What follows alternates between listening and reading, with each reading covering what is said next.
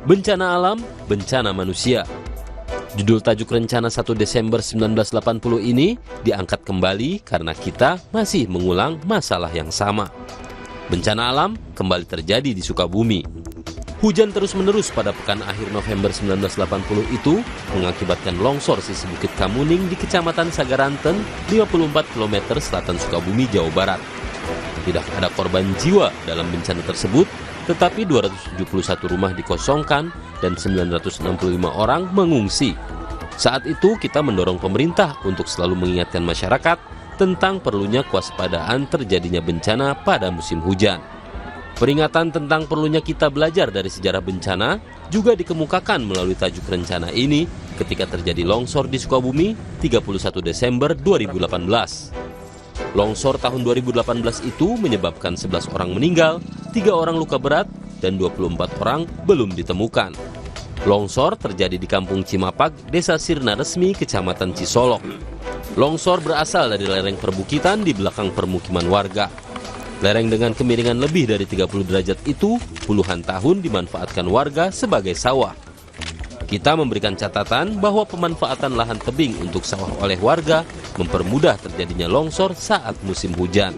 Selain disebabkan dahsyatnya kuasa alam, ada juga faktor manusia yang bisa kita jadikan pijakan untuk meminimalkan dampak bencana. Dalam perkembangannya, setidaknya dari pemberitaan harian Kompas, tergambar skala bencana alam di Sukabumi semakin meluas. Selain di Kecamatan Sagaranten yang pernah terkena bencana tahun 1980, bencana alam juga meluas di 38 kecamatan dari 47 kecamatan di Kabupaten Sukabumi. Bencana alam yang berlangsung sejak Rabu 4 Desember 2024 dalam musim hujan ini berupa banjir, tanah longsor, angin kencang, dan pergerakan tanah. Hingga Sabtu 7 Desember, bencana alam ini mengakibatkan 8 warga tewas dan 4 orang lainnya belum ditemukan. Selain itu, warga yang terdampak mencapai 3.153 keluarga atau 4.892 jiwa. Sebanyak 2.859 warga diantaranya mengungsi ke tempat aman. Sementara itu, 1.254 rumah rusak dan 1.090 rumah terendam banjir.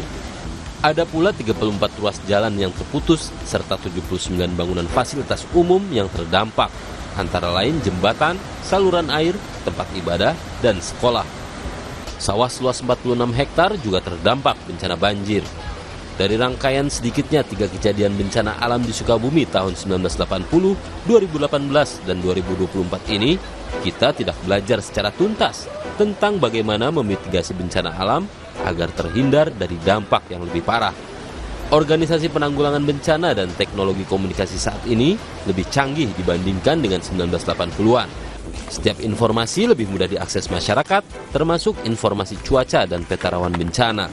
Namun, mengapa kita masih belum dapat meminimalkan dampak bencana yang dapat kita kendalikan sedini mungkin?